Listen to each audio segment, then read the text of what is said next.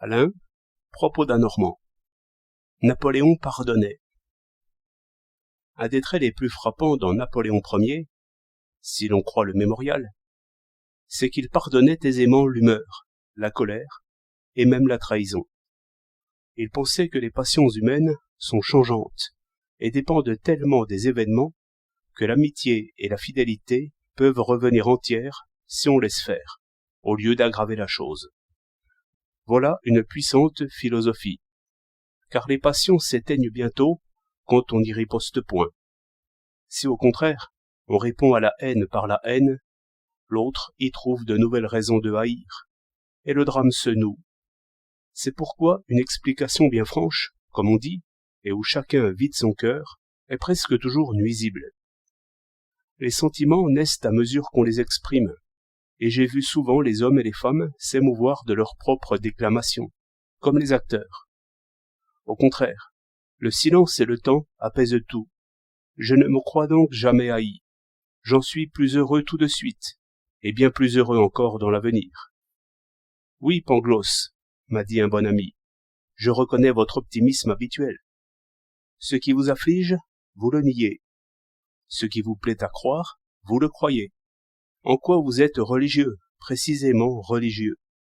Vous cultivez l'illusion. Moi, je cherche la vérité. Elle n'est pas souvent agréable à considérer, mais je ne puis faire autrement. Il y a un piège dans ce discours, car je veux bien que l'optimisme soit religion. J'en ferai même une espèce de devoir, mais je distinguerai soigneusement la théorie et la pratique d'abord. J'entends par théorie non pas du tout les idées en l'air, mais l'exacte détermination des choses, sans aucun mensonge à soi-même. Exemple simple. Je compte exactement mon argent, et je le fais durer autant qu'il faut, au lieu de brouiller exprès mes comptes, jusqu'à croire qu'avec 100 francs, j'achèterai sans fin. Il faut faire des comptes bien exacts en tout, et c'est par là que l'art de compter forme l'esprit. On y apprend la nécessité.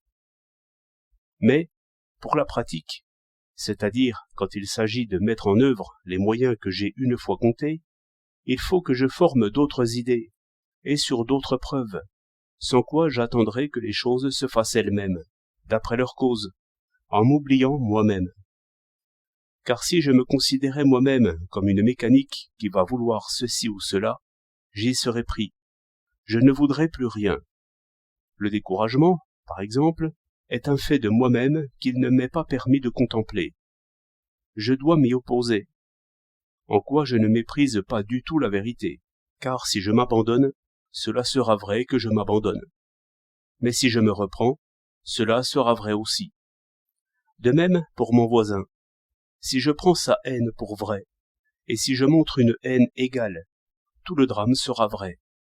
Mais si je nie sa haine, si je n'y réponds point, il est vrai que je l'affaiblis. La paix sera vraie, et le bonheur aussi. Bref, ce qu'on fait devient vrai parce qu'on le fait. Il est donc niais de se demander si ce sera vrai, au lieu de faire que ce soit vrai. Par où on aperçoit la vérité de la religion, qui s'est seulement trompée en croyant selon son désir, c'est-à-dire en mêlant la croyance dans la théorie, ce qui conduit tout droit à tout attendre et à tout espérer, sans rien faire. Espérer en contemplant, au lieu d'espérer en agissant, voilà l'erreur du moine. 1er avril 1913.